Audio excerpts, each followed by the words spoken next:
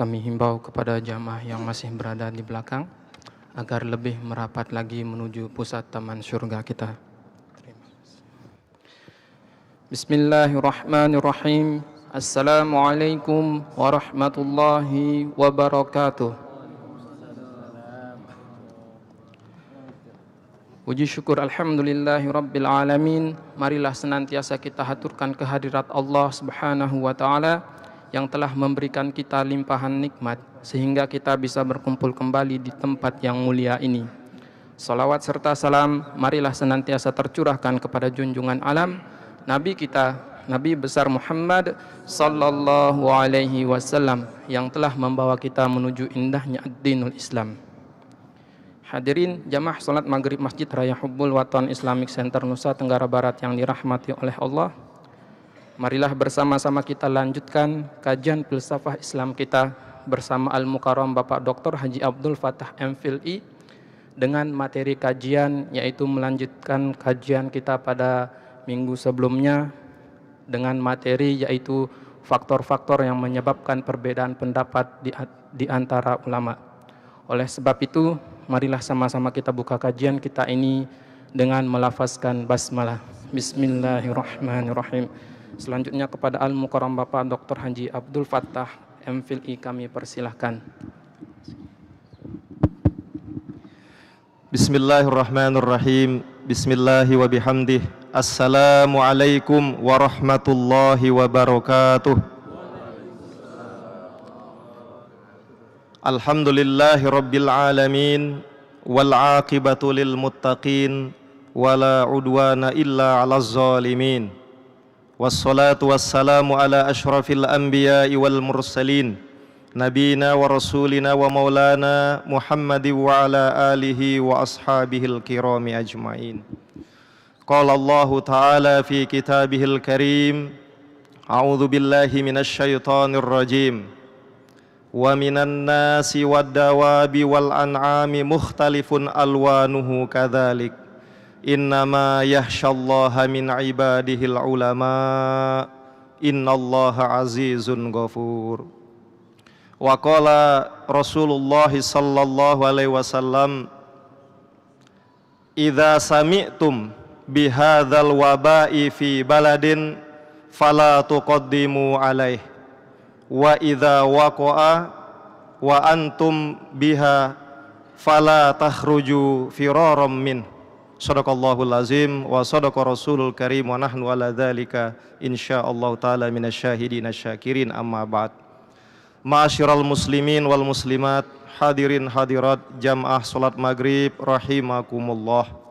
Alhamdulillah, mari kami mengajak diri kami pribadi dan kita semua yang berada di Masjid Raya Hubbul Watan, Provinsi Nusa Tenggara Barat ini, marilah kita untuk senantiasa meningkatkan rasa syukur kita, keimanan kita, untuk senantiasa juga berterima kasih kehadirat Allah Subhanahu wa taala, Zat Maha Agung yang telah melimpahkan begitu banyak karunia, rahmat, termasuk hidayah iman dan Islam kepada kita.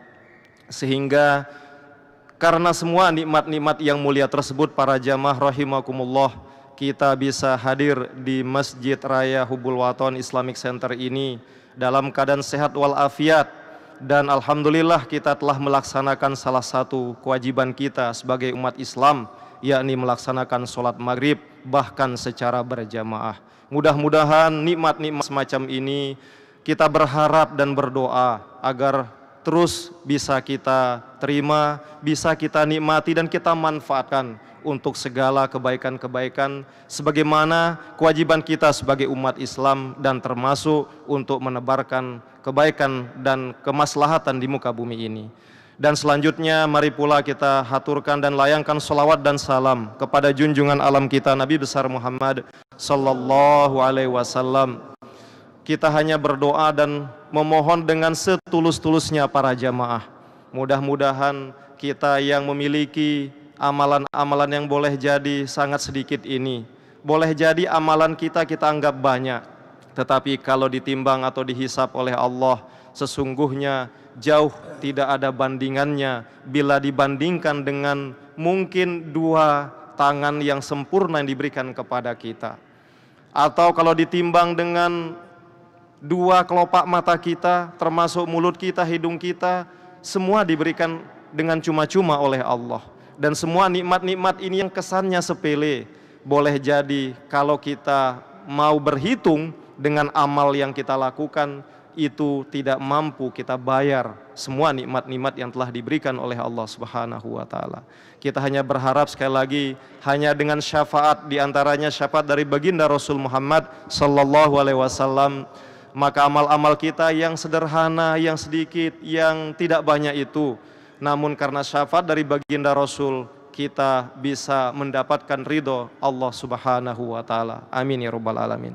Para jamaah rahimakumullah, pada kesempatan malam Ahad tanggal 5 Januari 2019 miladiah atau bertepatan dengan 29 Rabiul Akhir 1440 Hijriah, kami akan menyampaikan materi kajian kita yang tadi sudah disampaikan oleh sahabat kita, yakni faktor-faktor yang menyebabkan terjadinya ikhtilaf di kalangan para ulama. Jadi mengapa materi ini kami sampaikan? Ini erat kaitannya dengan pertemuan-pertemuan sebelumnya, di mana 1 atau 1,5 bulan yang lalu kami menyampaikan tentang hakikat ulama yang didasarkan pada firman Allah, misalkan dalam surah Al-Fatir, surat Al-Fatir ayat 28 yang telah dibacakan di mukadimah tadi, kemudian juga Asy-Syu'ara ayat 197 yang pada intinya bahwa para ulama adalah mereka orang yang memiliki ilmu yang sangat luas. Mereka tempat para umat untuk meminta petunjuk, untuk meminta pendapat terkait dengan hukum agama dan termasuk dengan persoalan sosial kemasyarakatan. Kemudian mereka juga selalu memutuskan segala persoalan yang dihadapi oleh umat, oleh siapa saja. Itu bukan karena nafsu semata, akan tetapi karena kitab suci Al-Quran. Wa nazzalna 'alaikal kitaba tibyanan likulli syai' wa hudaw wa rahmatan wa busyra lil muslimin. Jadi Al-Quran dijadikan dasar pertama dan utama, termasuk sunnah nabawiyah untuk memutuskan persoalan yang dihadapi oleh umat. Itulah tugas dan kewajiban dari ulama. Dan yang tidak kalah penting, ulama juga mereka menjadi contoh, menjadi teladan dalam melaksanakan semua yang telah disampaikan kepada umat. Para jamaah rahimakumullah, kemudian 2 minggu lalu kami sampaikan tentang ada 4 hakikat kewajiban dan tugas para ulama. Yang kita simpulkan singkat bahwa para ulama mereka wajib menyampaikan tabligh. Para ulama wajib menyampaikan dakwah Islamiyah. Para ulama wajib menyampaikan kebenaran. Dia tidak boleh pensiun dari tugas itu. Dia tidak boleh berhenti. Kalau kerjaan-kerjaan atau tugas formal kita di dunia ini, kita sebut contoh ASN, PNS, atau gubernur, bupati, presiden, dia ada batasannya. Dia akan pensiun manakala sesuai dengan aturan yang telah disepakati oleh manusia. Tetapi kalau ulama, dia tidak boleh pensiun. Seperti halnya para nabi dan rasul tidak pernah pensiun. Jadi dia terus berkewajiban menyampaikan pesan-pesan moral, hukum, ya, hikmah-hikmah agama kepada umat. Kemudian yang kedua, tugas dari atau kewajiban dari ulama, mereka juga wajib untuk memberikan penjelasan apapun yang terjadi, ya, di dunia ini berdasarkan petunjuk Al-Quran dan Al-Hadis. Kemudian yang ketiga, tugas para ulama khususnya dalam bidang persoalan hukum, ya, yang terjadi sehari-hari atau hukum amaliyah atau kita sebut saja fikih, maka mereka juga menjelaskan sesuai dengan standar operasional bagi seorang ulama, yaitu melihat dari Al-Quran, kemudian dalam Al-Hadis, dan jika tidak ada ditemukan hukumnya secara langsung baik di Al-Quran maupun Al-Hadis, maka mereka berijtihad. Jadi ada standarnya semacam itu. Dan yang keempat, mereka juga menyampaikan kebenaran ajaran agama melalui perbuatan nyata mereka. Nah, pada malam ini dalam waktu ya mungkin setengah jam atau 30 menit, izinkan kami menyampaikan faktor-faktor yang menyebabkan terjadi perbedaan ikhtilaful ulama. Kenapa ini penting? Sekali lagi ini terkait dengan pertanyaan para jamaah dan termasuk mahasiswa kami. Loh Pak, kenapa dalam kasus politik di Indonesia belakangan ini ada pertemuan para ulama. Di sana hasil pertemuannya melahirkan keputusan berbeda, melahirkan A. Sedangkan di situ beberapa hari setelah itu ada juga pertemuan ulama dengan kostumnya tidak jauh beda. Ya, artinya kostum, ya kalau kita boleh menyebut, ya kostum standar pakaian muslim lah begitu kan. Kemudian simbol-simbol kesalehan individual dan sebagainya. Tetapi kok bisa beda hasilnya? Kalau gitu apa? Atau kalau boleh lebih lanjut kita tanya, siapa yang benar dan siapa yang salah? Dan apa juga yang menyebabkan terjadi perbedaan tersebut? Nah, dalam hal ini para jamaah rahimakumullah, kami merasa dalam tanda kutip berkewajiban menyampaikan hal ini, meskipun juga sering kita dengar. Kami yakin para masyayikh, orang-orang alim kita ya sering menyampaikan hal ini, tapi bagi kami, bagi tiang Nunas Maaf nggih, bahwa semakin sering kita sampaikan maka akan semakin mudah kita ingat. Terlebih yang kedua, alasannya juga 2019 ini kalau pelungguh lihat berita ya di TV, di mendengar radio atau dengar seminar-seminar, lebih-lebih diadakan oleh Fakultas Hukum Unram misalnya, atau di fakultas kalau di UIN Mataram ada Fakultas Usuluddin dan Studi Agama, ada Prodi Pemikiran Politik Islam. Maka 2019 ini di Indonesia dikenal sebagai tahun politik. Ya, kita sudah paham kenapa disebut tahun politik. Dan selalu kalau orang yang bijak selalu menekankan, mohon di tahun politik ini kita harus menjaga ukhuwah, harus menjaga kebersamaan umat. Makanya Nunas Maaf tanggal 3 Januari, ya sekitar 2 hari yang lalu, Kementerian Agama Republik Indonesia ya memperingati ya hari ulang tahun ya Kementerian Agama yang ke-73. Jadi Kementerian Agama, Kemenak, kalau dulu zaman Orde Lama atau Orde Baru namanya DEPAK, Departemen Agama. Lahir tanggal 3 Januari 1946 dan 3 Januari 2019 ini ulang tahun yang ke-73. Yang menjadi grand temanya adalah apa? Jaga kebersamaan umat. Ya mungkin ini maknanya juga ya di tahun politik ini, kurang lebih filosofinya di sana. Nah, para jamaah rahimakumullah, sebelum tiang atau kami merincikan faktor-faktor yang menyebabkan terjadi ikhtilaf ulama, yang perlu kita mafhum, yang perlu kita sadari supaya kita sebagai umat ini selesai ini tidak lagi kemudian main tuding. Nah, ulama ini kok begitu, dia salah, dia neraka, dia beda dengan kita, hanya kita di surga, dia di neraka besok. Ya, supaya tidak lagi itu terjadi. Jadi maksud tiang yang ketiga tidak kalah penting, selesai penyampaian ini, mari kita kembangkan at-tasamuh. At-tasamuh ini saling menghormati, toleransi. Padahal di Al-Quran ya, surah Al-Kafirun, kita disuruh oleh Allah, lakum dinukum waliyadin. Untuk non-muslim saja kita harus tasamuh. Bagimu agamamu, bagiku agamaku. Mengapa untuk umat Islam, internal Islam ini kita tidak mampu tasamuh? Kita tidak mampu merekat uhuwah kebersamaan kita sesama umat Islam. Nah, mungkin Nunas Maaf karena banyak hal, termasuk minim informasi barangkali yang terjadi selama ini sehingga ya orang saling menyalahkan. Maka sekali lagi kami berkewajiban menyampaikan materi ini, faktor-faktor yang menyebabkan terjadi ikhtilaful ulama. Selesai kita mendengar ini, menyimak ini, memahami ini, maka berhenti kita saling salahkan. Yang ada adalah, oh beliau ulamanya di situ, itu ilmunya, kalau kita tidak setuju, itu urusan beliau dengan umatnya. Saya dengan jamaah saya dan organisasi saya, ada juga ulama saya memahami seperti ini, maka ini yang saya yakini, ini yang saya lakukan. Tetapi tidak boleh saling menyalahkan, apalagi saling mencelakakan. Nauzubillah min zalik. Para jamaah rahimakumullah, sebelum kami menyampaikan, izinkan kami mengutip satu pendapat, satu tulisan yang ditulis oleh Profesor Dr. Abdul Wahab Kholaf. Beliau ini adalah guru besar di bidang ilmu usul fiqh sebetulnya di Universitas Kairo, Mesir. Beliau juga banyak karya, banyak tulisan, banyak kitab yang ditulis oleh tangan mulia beliau.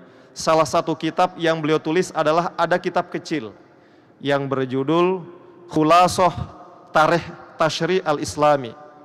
Jadi ringkasan sejarah tarikh tashri' Islami. Di mana di dalam buku atau kitab tersebut ya, halaman 70-71, sila kalau pelungguh ketemu kitabnya, tapi ini kami pelajari sejak di bangku aliyah di Manpeka dulu. Yang menarik salah satu fakroh, salah satu alinea di dalam kitab itu di halaman 70 atau 71 itu di sana dijelaskan. Inna hadzal ikhtilaf kana la budda ayyaqa bainahum. Apa kata beliau? Setelah memaparkan berbagai hal, beliau akhirnya simpulkan apa? Sesungguhnya ikhtilaf para ulama ini la budda ayyaqa bainahum. Pasti akan terjadi. Tidak bisa dibendung karena berbagai faktor itu. Jadi pasti terjadi, tidak bisa kita bilang tidak. Makanya kalau kita pahami dari ungkapan Profesor Abdul Wahab Kholab ini para jamaah, tidak heran banyak partai di Indonesia, tidak heran juga banyak tuan guru di Indonesia, tidak heran juga banyak ormas, organisasi kemasyarakatan keislaman di Indonesia. Ada Nahdlatul Ulama, Nahdlatul Wathon, Muhammadiyah, Persis, Perti dan sebagainya, tidak heran. Karena sejak 1000 tahun yang lalu juga itu terjadi. La budda ayyaqa bainahum. Nah ini yang kita garis bawahi, apa penyebabnya? Kata beliau, li'anna fahmal muradi minal kitabi was sunnati yahtalifu biikhtilafil uquli wajihatin nazri. Saya ulangi, tiang ulangi. Li'anna fahmal muradi minal kitabi was sunnati yahtalifu biikhtilafil uquli wajihatin nazri. Kenapa terjadi perbedaan itu? Karena pemahaman para ulama itu terhadap kitab suci Al-Quran dan terhadap hadis Nabi Muhammad Sallallahu Alaihi Wasallam berbeda juga. Mereka berbeda dalam memahami Al-Quran dan hadis para ulama ini. Nah kenapa? Apa yang menyebabkan berbeda?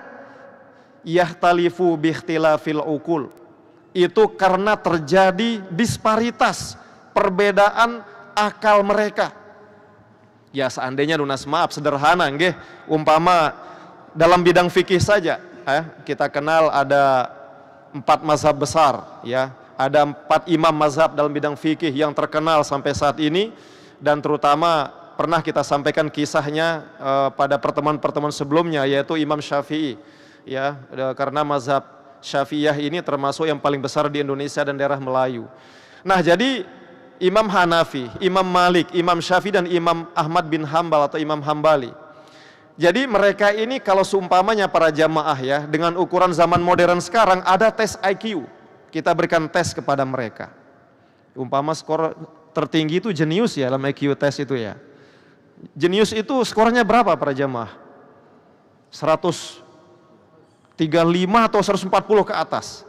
Ya boleh jadi beliau-beliau ini dari segi IQ saja angkanya berbeda hasilnya. Cuma sayang kan belum dilakukan ini karena zaman dulu kan belum ada. Ya, jadi kalau dites sekarang, ya sama kayak orang lunas maaf sebulan yang lalu tes CPNS, apa namanya SKD ya, tes yang menggunakan chat itu, tes computer assist test ya, dia menggunakan komputer. Hasilnya 1000 yang tes, padahal ini sarjana, udah magister bahkan doktor, beda-beda hasilnya. Sama-sama doktornya saja, satu perguruan tinggi tempat lulus, beda-beda hasilnya. Ya kembali ke tadilah sederhananya. Jadi ukul mereka berbeda, disparitas, ada perbedaan. Yang kedua adalah jihatun nazri.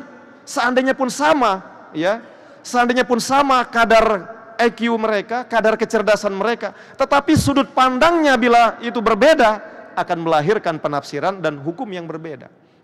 Ini persoalannya.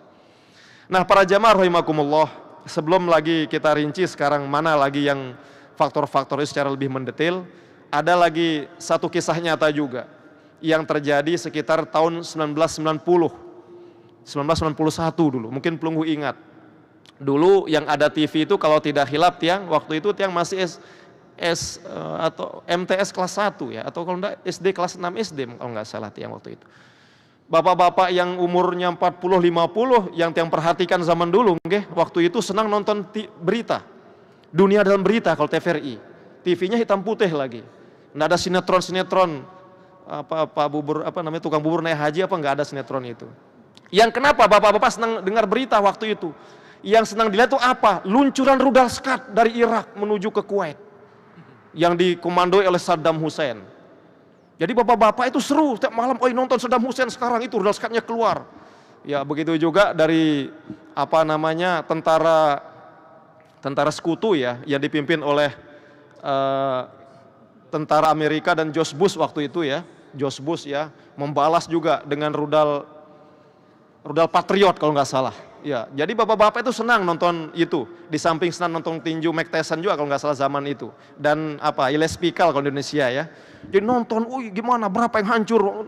Jadi hiburan tersendiri para bapak-bapak. Nah, tetapi dalam kaitan ini kita tidak bercerita bernostalgia itu. Yang penting ternyata begini. Ada dua konsideran, ada dua keputusan berbeda saat itu para jamaah. Kalau menurut ulama yang berada di Irak saat itu, ya, yang dipimpin oleh Ayatullah Ali Khomeini, ya, jadi Ayatullah ini kalau di kita ini tuan guru paling hebat, ya, kalau ada yang bergelar Ayatullah di Irak, Iran itu tuan guru paling hebat Ayatullah itu. Beliau memberikan fatwa. Fatwanya apa? Wajib menyelamatkan Masjidil Haram, Masjid Nabawi, ya, dari tentara sekutu.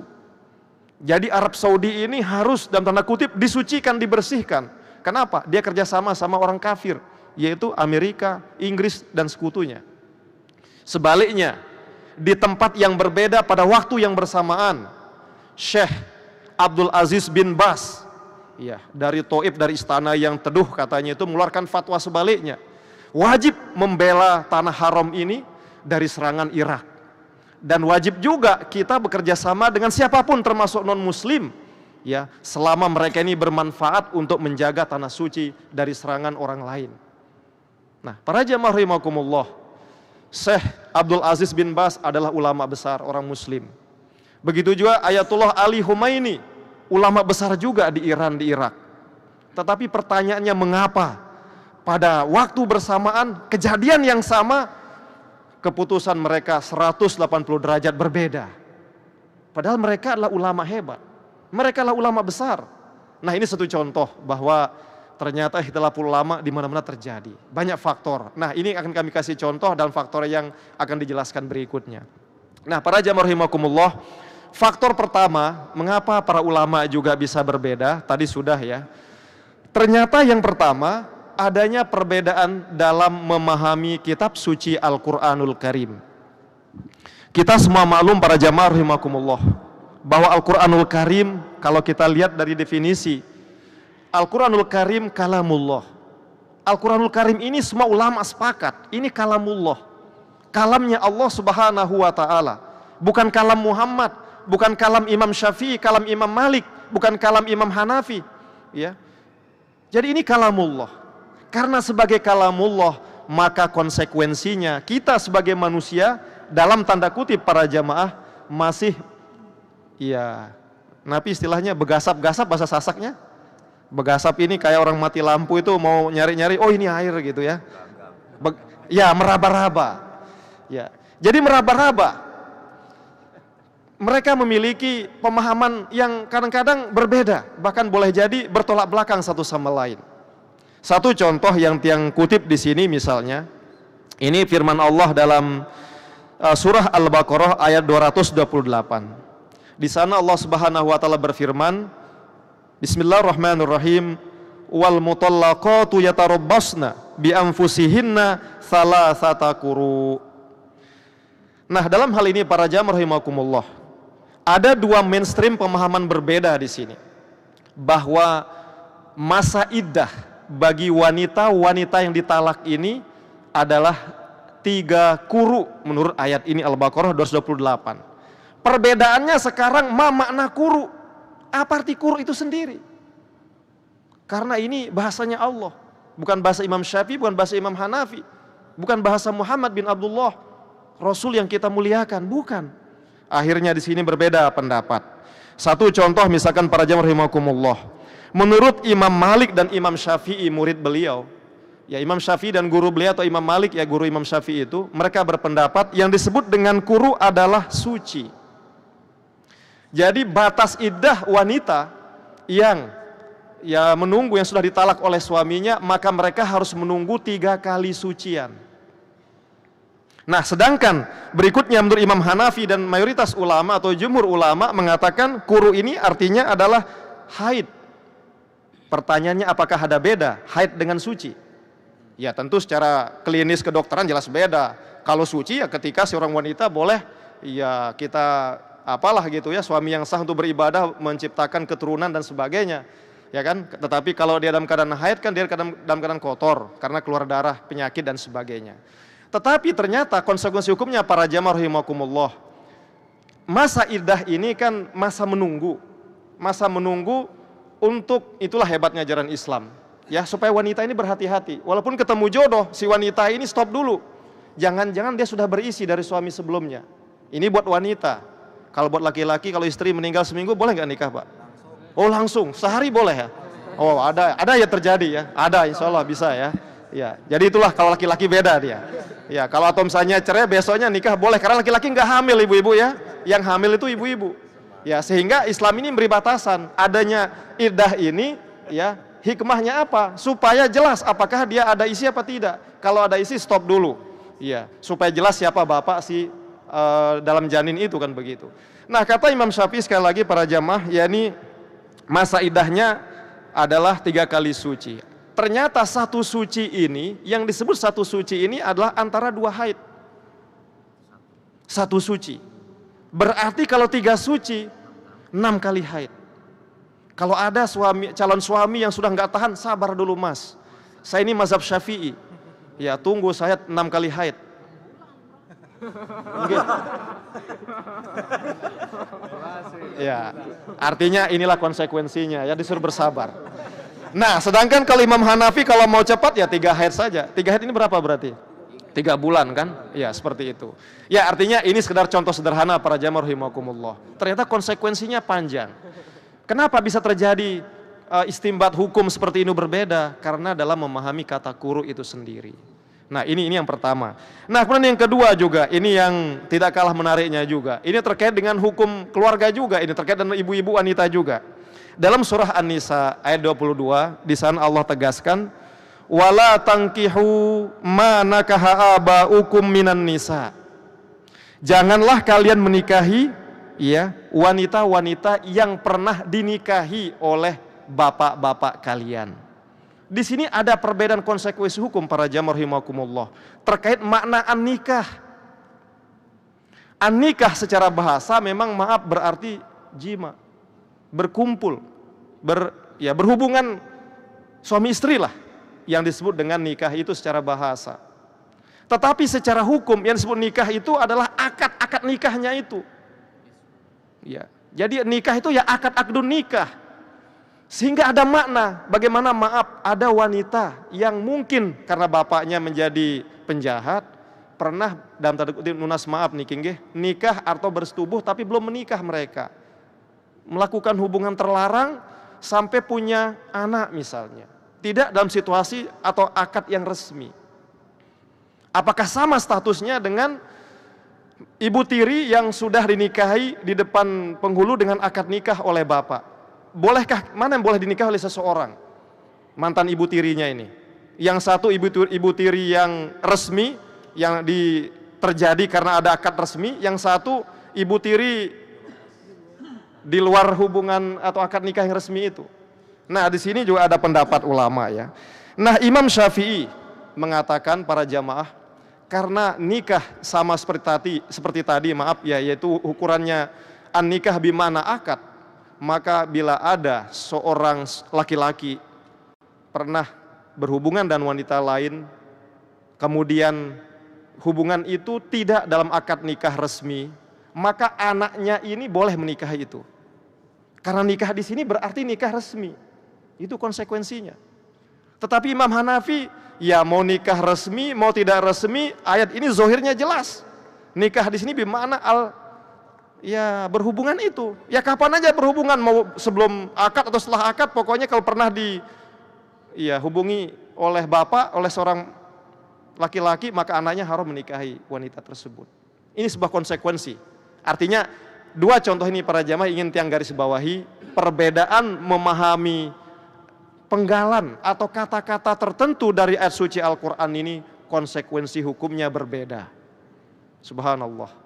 Ya, artinya harus kita pahami, oh kenapa beliau berkata begitu, karena ini yang dipegangi.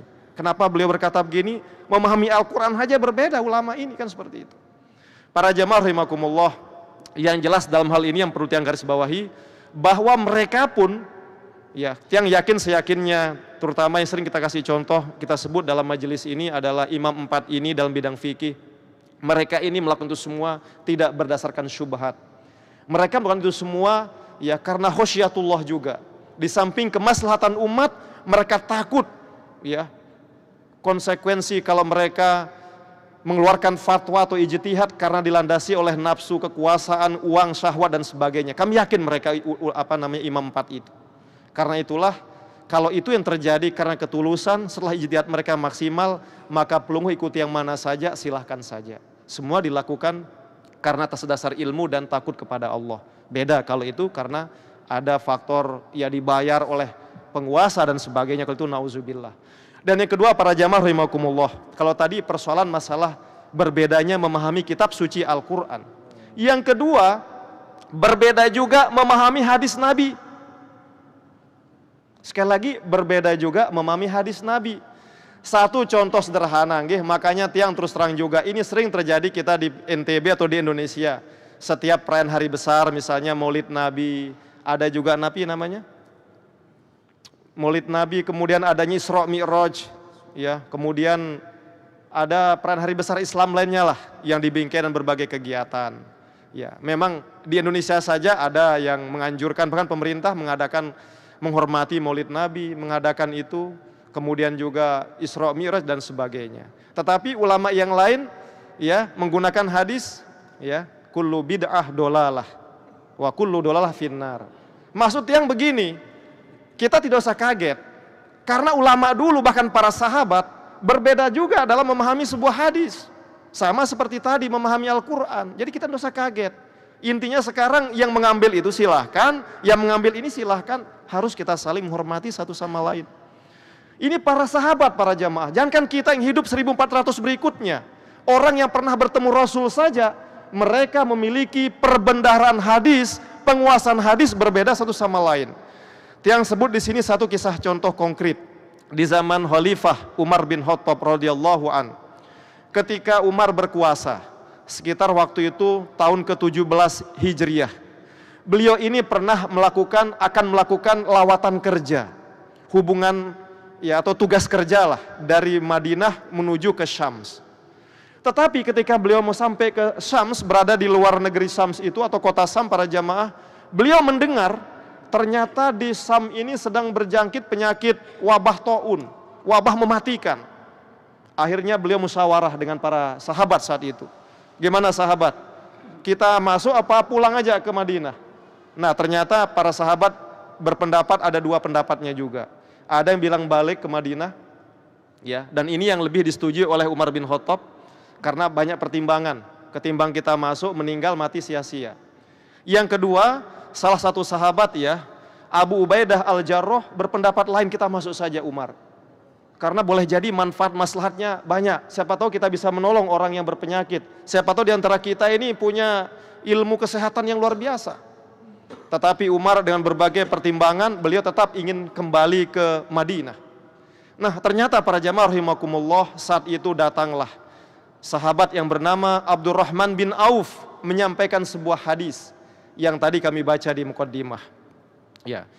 Idza sami'tum bihadzal waba fi biladin ya fala tuqaddimu alaih. Kalau kalian mendengar ada wabah taun berada di sebuah daerah, jangan kalian masuk di dalamnya kalau berada di luar, seperti kejadian saat itu. Wa idza waqa'a wa antum biha ya fala tahruju firaran minhu. Tetapi kalau sudah di dalamnya, maka jangan kalian lari darinya. Nah ternyata Umar bin Khattab merasa bersyukur karena ijtihadnya sesuai dengan hadis Rasul yang baru dia dengar saat itu. Padahal kurang apa beliau bersama Rasul ketika Rasul masih hidup. Artinya apa para jamaah?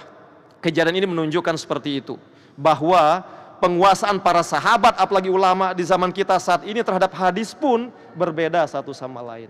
Sehingga tidak heran kalau terjadi perbedaan pendapat sampai saat kita ini. Dan kisah tadi ingin kami tegaskan para jamaah, ternyata Abu Ubaidah Al-Jarrah ini meninggal karena masuk ke dalam kampung itu atau di daerah Syam yang terkena wabah taun tadi. Ya. Jadi ini sekedar contoh bahwa zaman dulu saja banyak terjadi ikhtilaful ulama, ya termasuk yang terjadi di kalangan para sahabat, lebih-lebih di zaman kita ini. Ada waktu lagi?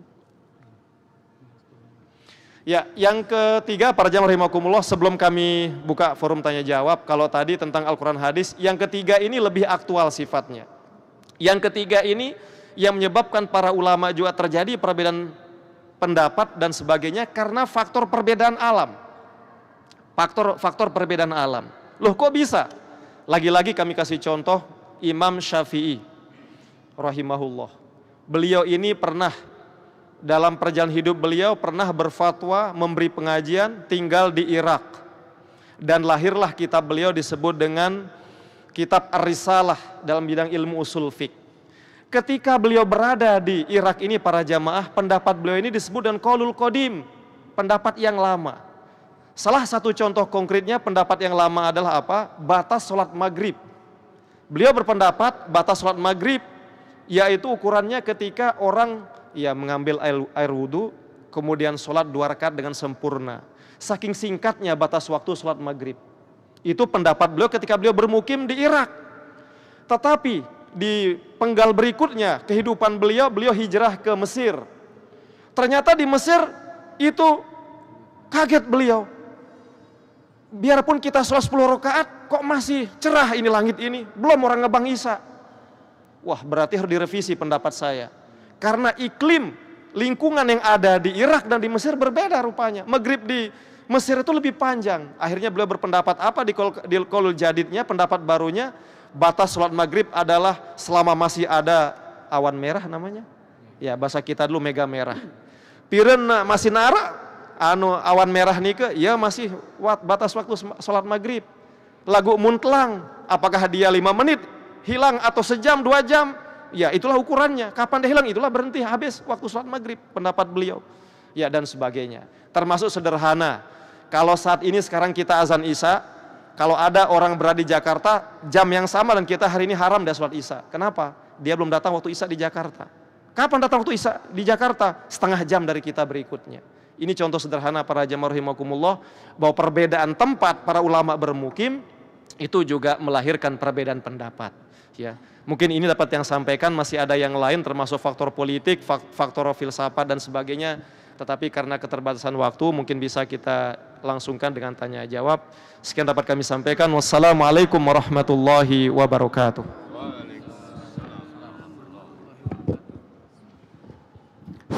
Bismillahirrahmanirrahim. Assalamualaikum warahmatullahi wabarakatuh.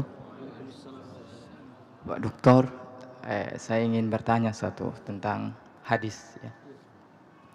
Banyak ulama Sunni dari kita yang paling masyhur itu mengutip hadis yang 9. Yang paling masyhur pertama itu rawah Bukhari dan Muslim. Nah, ada penelitian disertasi menemukan bahwa ketika penulisan hadis yang diriwayatkan oleh Imam Bukhari, ternyata sangat sedikit yang menjalur sanad Ahlul Bait, yang di dalam hadis Syiah sangat kental dengan Ahlul Bait. Nah, ketika hadis Bukhari, hadis Sunni ini sangat sedikit sekali mengambil riwayat Ahlul Bait itu. Nah, yang menjadi pertanyaan sekarang, ketika mendelegitimasi seseorang dengan memakai hadis yang diriwayatkan oleh Sunni, misal tentang mengkafirkan Syiah yang akhir-akhir ini gencar, sementara Syiah sendiri punya kitab hadis yang menganggap dia juga paling benar gitu, yang Sunni juga menganggap paling benar. Ternyata dia menyimpulkan bahwa ada unsur kekuasaan politik ketika hadis Bukhari ditulis. Nah, karena saat itu mungkin terjadi konflik antara Sunni Syiah, Syiah Isna Asy'ariyah, Zaidiyah maupun Fatimiyah, itu terjadi konflik politik sehingga hadis-hadis Sunni sangat sedikit mengambil riwayat dari Ahlul Bait. Padahal kan Fatimiyah anaknya Nabi, dekat dengan Nabi. Dan ada hadis, ya itu pertanyaannya, bagaimana kalau mendelegitimasi seseorang dengan keyakinan kebenaran yang pada dasarnya adalah menurut organisasi misalkan atau menurut pemahaman kita, sementara pemahaman orang punya kekuatan yang cukup kuat untuk mendelegitimasi kebenarannya sendiri. Bagaimana itu? Sudah azan ini ya? Ya baik para jamaah rahimakumullah, lagi-lagi betul sekali. Kalau kita berbicara politik bahkan dalam kancah internasional para jamaah bagaikan air dan minyak. Rasanya sulit ketemu antara Syiah dengan Sunni. Dalam berbagai hal ya. Karena kenapa? Mereka merasa sampai hari ini dan itu diwariskan turun temurun. Ya, bahwa dalam keyakinan Syiah misalnya atau Syi'i para jamaah nggih, mereka dari dulu meyakini sebetulnya yang menjadi khalifah pertama itu mestinya Ali bin Abi Thalib, bukan Abu Bakar, Umar, ya Utsman. Tetapi mereka itu bahkan maaf kasar ngomongnya, mereka merebut hak sepenuhnya wilayah atau imamah itu ya dari Ali bin Abi Thalib. Tapi Ali itu untung orangnya sangat sabar, sangat bijak, tidak melawan. Jadi itu doktrin ini diwariskan sampai hari ini. Sehingga bagi mereka ya apapun usaha yang dilakukan oleh para sahabat yang 3 sebelum Ali, termasuk misalnya Jam'ul Quran pada masa Abu Bakar As-Siddiq, yakni mengumpulkan lembaran Al-Quran telah ditulis pada zaman Rasul dan kemudian menulis Al-Quran ya, Mushaf Utsmani yang kita pegang sampai hari ini itu dianggap punya makna politis tersendiri. Bahkan boleh jadi mereka tidak terima itu. Pernah kami baca juga bahwa ada juga mushaf Al-Quran berdasarkan asbabun nuzul juga yang dimiliki oleh Syiah dan sebagainya. Nah, dalam hal ini karena waktu ya, memang tidak bisa kita pungkiri itu sampai hari ini. Makanya kalau bisa sih generasi sekarang ya, generasi milenial ke depan jangan rawat ya perbedaan atau konflik itu. Menurut yang ada yang menarik dari Imam Syafi'i lagi. Apa kata beliau? Idza shahhal haditsu fahuwa madhhabi. Sekali lagi, idza shahhal haditsu fahuwa madhhabi. Jika Anda teliti sebuah hadis baik dari segi matan ataupun perawinya, ternyata dia itu sahih menurut standar ilmu hadis, maka itulah mazhab saya, kata Imam Syafi'i. Dimanapun posisi hadis ini, mau di orang Syiah ke, mau di orang Murji'ah ke, mau di orang mana saja, itulah mazhab saya, kata Imam Syafi'i. Begitu juga dengan redaksi berbeda, kata Imam Hanafi, Imam Malik, Imam Ahmad bin Hambal. Semua mengatakan begitu, karena mereka yakin Islam ini sangat luas. Jadi Islam ini sangat luas, kebenaran Islam ini boleh jadi tidak hanya di mazhab kita, tapi ada di mazhab lain. Yang paling penting, menurut yang karena ini mau azan para jamaah, yang pelungguh mangkin, yang berada di Ahlus Sunnah wal Jamaah, istilahnya seperti yang kita niki, sila kita rawat, sila kita wariskan hal ini. Hanya satu permintaan kita, tolong ketika melihat yang berbeda fahamnya, kita hormati mereka. Tolong hilangkan kata bahwa mereka ini di neraka. Jangan. Siapa yang jamin kita juga di surga? Semua kita insya Allah di surga. Karena itu tergantung dari Allah Subhanahu wa Ta'ala. Kemudian yang kedua, yang tidak kalah penting para jamaah, ini musuh kita. Sesungguhnya mereka ini yang berwajah tetapi menghancurkan Islam, ini yang harus kita bendung pengaruhnya. Ini yang harus kita bendung pemikirannya, dakwahnya yang ingin memecah kita. Karena itu para jamaah sila, umpama seandainya tiang pun misalnya ada jamaah muslim kita yang mengundang tiang di acara, kemudian dia bukan ya Muhammadiyah, bukan NU, tiang akan hadir. Tetapi tiang tetap akan pagar diri tiang bahwa saya meyakininya, saya yakini. Ya silahkan saya hormati beliau mengundang saya. Tiang kan begitu. Ya, begitu juga harapan kita yang lain juga, kalau itu keyakinan pelungguh misalnya, termasuk dalam kasus-kasus seperti tadi lah ya, hari besar, maulid dan segala macamnya, sila hormati yang lain. Yakinlah bahwa kita semua punya dasar masing-masing sesuai keyakinan kita. Wallahu a'lamu bishawab, semoga bermanfaat. Subhanakallah bihamdika asyhadu an la ilaha illa anta astaghfiruka wa atubu ilaik. Wassalamualaikum warahmatullahi wabarakatuh.